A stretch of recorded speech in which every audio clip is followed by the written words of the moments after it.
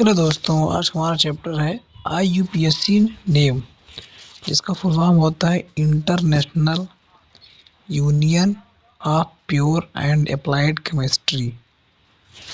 इसकी स्थापना हुई थी 1919 में।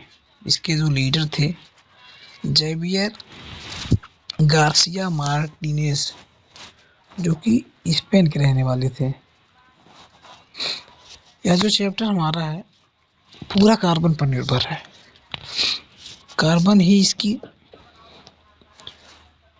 मुख्य प्रवृत्ति है।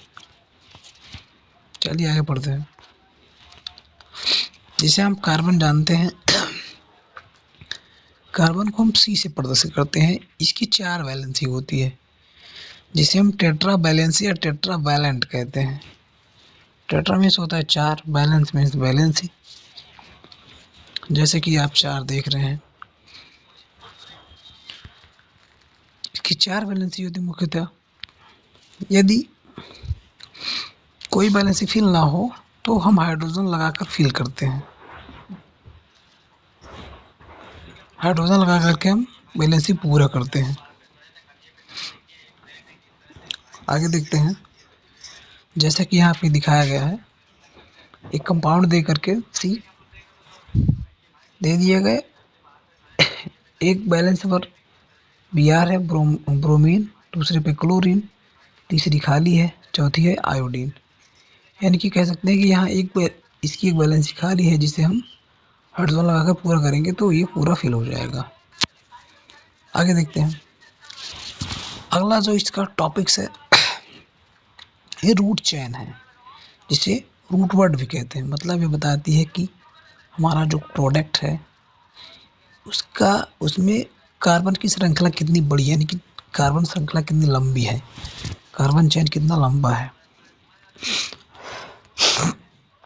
अगर एक कार्बन है तो मेथ, 2 कार्बन है तो एथ, 3 कार्बन है तो प्रोप, 4 कार्बन है तो ब्यूट, 5 कार्बन है तो पेंट, 6 कार्बन है तो हेक्स, 7 कार्बन है तो हेप्ट, 8 कार्बन है तो ऑक्ट, 9 कार्बन है तो नॉन, 10 कार्बन है तो डेक, 11 कार्बन है तो अनडेक, 12 कार्बन है तो डूडेक, 13 कार्बन है तो ट्राइडेक, 14 कार्बन है तो टेट्राडेक, 15 कार्बन है तो पेंटाडेक।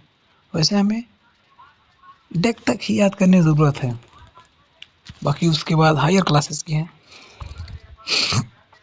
ये कार्बन श्रृंखला बताती है कार्बन की चेन कितनी लंबी है। आगे देखते हैं।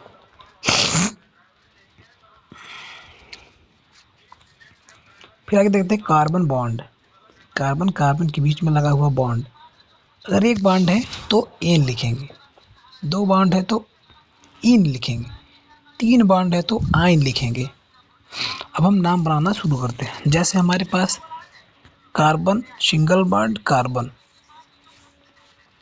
तो इसकी वैलेंसी पहले फिल करेंगे। दोनों कार्बन के एक एक वैलेंसी फिल है, यानी कि अभी तीनों वैलेंसी को फिल करने के लिए हम हाइड्रोजन लगाएंगे। तो हाइड्रोजन 3 हाइड्रोजन भर देंगे तो वैलेंसी पूरी हो जाएगी। तो 2 कार्बन है तो 2 कार्बन के लिए होता है एथ, प्लस सिंगल बॉन्ड है तो हो जाएगा एन, दोनों को डिवाइड करेंगे तो हो जाएगा एथेन। उसके बाद फिर दूसरा एग्जाम्पल हमारे पास है सी सिंगल बॉन्ड सी। तो आगे की बैलेंसी तो पहले चेक करेंगे। इसकी एक बैलेंसी फिल है तो इसमें हाइड्रोजन 3 लगाएंगे, यानी कि 3 हाइड्रोजन लगाएंगे। फिर बीच वाले के देखेंगे, इसके एक आगे एक पीछे है, इसकी यानी कि 2 बैलेंसी फिल है तो इसमें H2 लगाएंगे, यानी कि 2 हाइड्रोजन फिल करेंगे तो इसकी बैलेंसी पूरी हो जाएगी। फिर आगे उसके आगे देखते हैं एक हाइड्रोजन, तो उसकी एक बैलेंसी फिल है, उसकी 3 बैलेंसी बची हुई है, यानी उसमें हाइड्रोजन 3 लगाएंगे, 3 हाइड्रोजन लगा कर इसे हम फिल करेंगे तो ये पूरा हो जाएगा। तो कार्बन चेन देखेंगे कितनी कार्बन है, तो 1 कार्बन 2 कार्बन 3 कार्बन, 3 कार्बन हमारे पास है तो 3 कार्बन के लिए होता है प्रोप।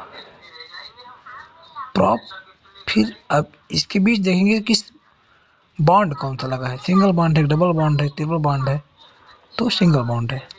सिंगल बॉन्ड लगता है एन, तो क्या हो जाएगा प्रो प्लस एन, तो क्या हो जाएगा प्रोपेन। ठीक, अब बाकी आगे नेक्स्ट क्लास में समझते हैं। धन्यवाद।